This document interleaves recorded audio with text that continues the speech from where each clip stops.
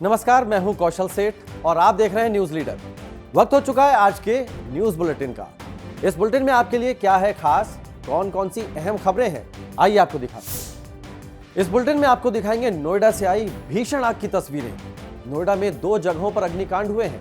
दोनों जगहों की तस्वीर और पूरी जानकारी आपको मिलेगी। इसके साथ ही आपको दिखाएंगे कि सीएम योगी के जन्मदिन पर 7 समंदर पार कैसे मनाया जा रहा है जश्न। बुलेटिन में बात पटना वाले खान सर की भी होगी।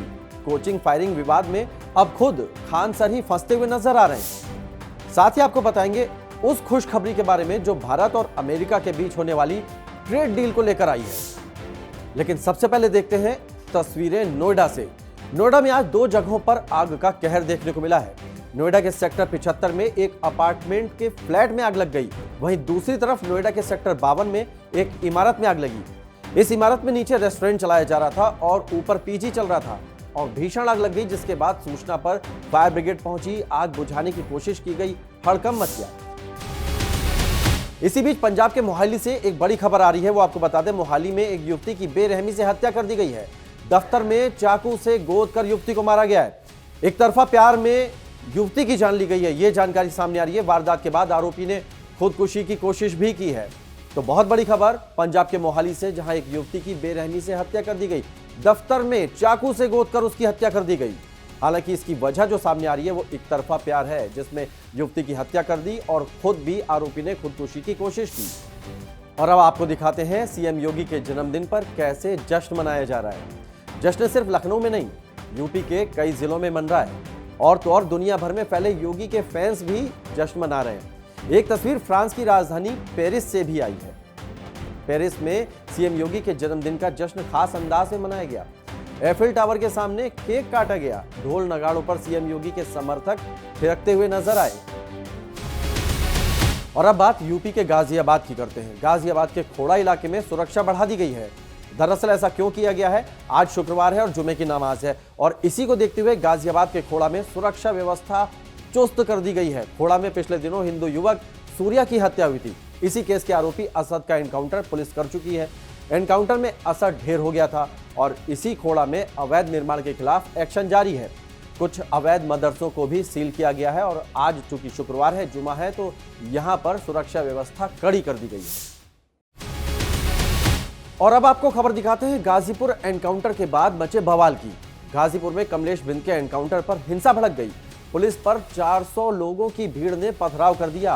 पुलिस वालों को भागने तक का मौका नहीं मिला। कारोबारी विनीत राय की हत्या में कमलेश बिंद आरोपी था। वहीं समाजवादी पार्टी के अध्यक्ष अखिलेश यादव ने भी एनकाउंटर पर सवाल उठाए। अखिलेश ने कहा कि शासन ने जनता का विश्वास खो दिया है और एनकाउंटर से यूपी की छवि खराब हुई है। तो गाजीपुर में जमकर बवाल हुआ है। एक हत्या का एक आरोपी कमलेश बिंद, जिसका नाम बताया जा रहा है, उसका एनकाउंटर 3 जून को पुलिस ने किया था और जब 4 जून को उसके शव को गांव लेकर पहुंची पुलिस, उसके शव को अंतिम संस्कार के लिए ले जाया जा रहा था। इसी दौरान ग्रामीण भड़क गए और पुलिस पर पथराव कर दिया, जिसके बाद अब इस मामले में सियासत भी शुरू हो गई है। और अब बात करते हैं पटना वाले खान सर की। खान सर की कोचिंग के बाहर 2 जून को फायरिंग हुई थी। इस केस में अब खुद खान सर फंसते हुए नजर आ रहे हैं। खान सर पर गिरफ्तारी की तलवार लटक रही है।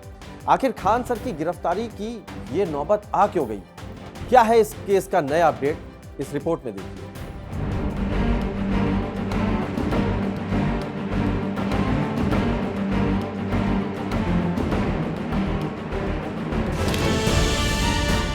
बिहार के मशहूर टीचर खान सर, वही खान सर जिनके पढ़ाए सिपाही दरोगा बिहार में शहर के हर थाने में मिल जाते हैं। उन्हीं खान सर का अब पुलिस से आमना सामना हो रहा है।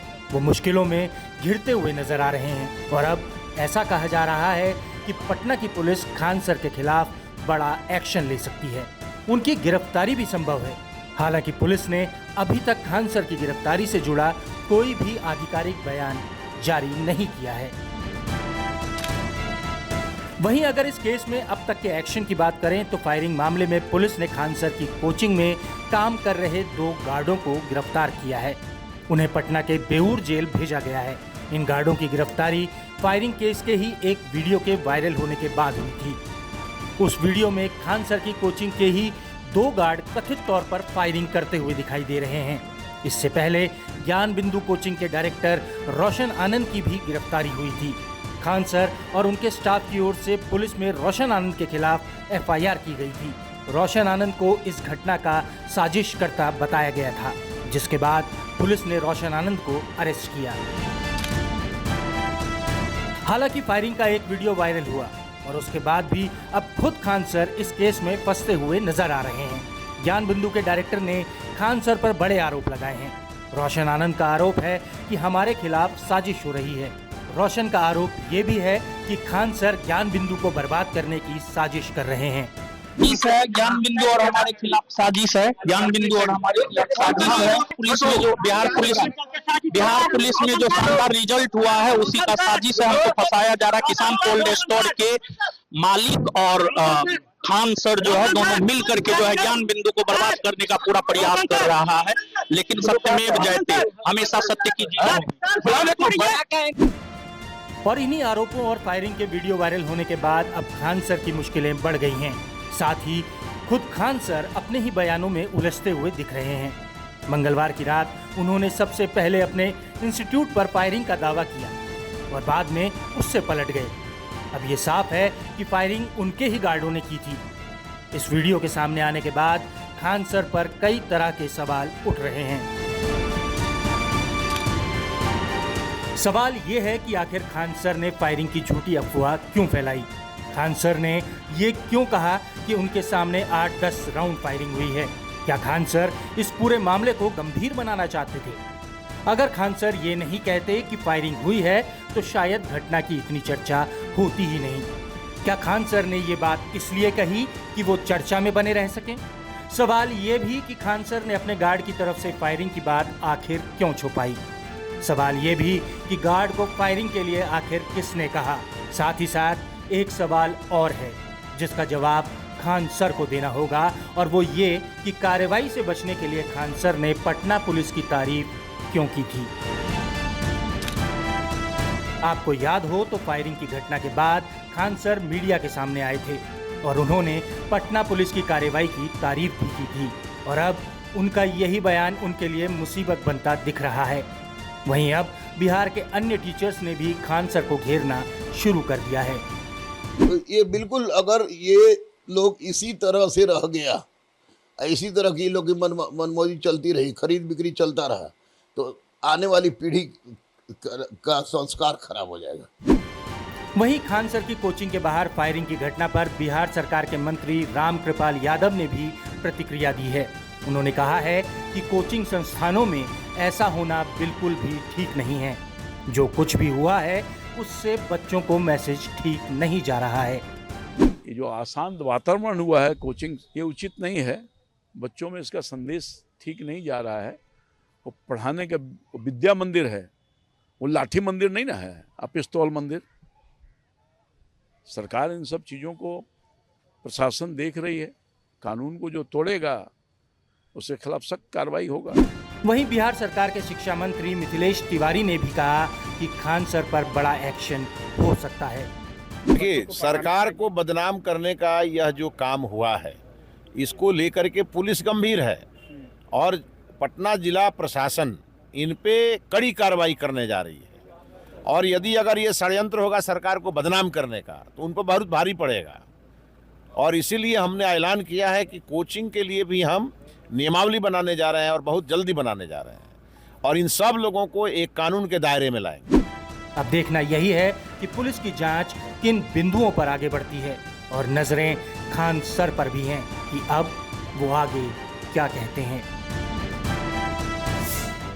और आखिर में बात करते हैं भारत और अमेरिका के बीच होने वाली ट्रेड डील के बारे में। इस ट्रेड डील को लेकर अमेरिकी राष्ट्रपति ट्रंप ने बड़ी बात कही है। ट्रंप ने भरोसा जताया है कि जल्द ही ये ट्रेड डील हो सकती है। ये रिपोर्ट देखिए।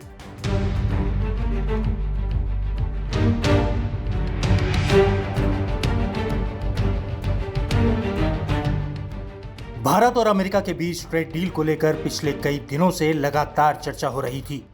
सवाल पूछे जा रहे थे कि दोनों देशों के बीच ट्रेड डील कब होगी, और अब इसी सवाल का जवाब अमेरिका के राष्ट्रपति डोनाल्ड ट्रंप ने दे दिया है।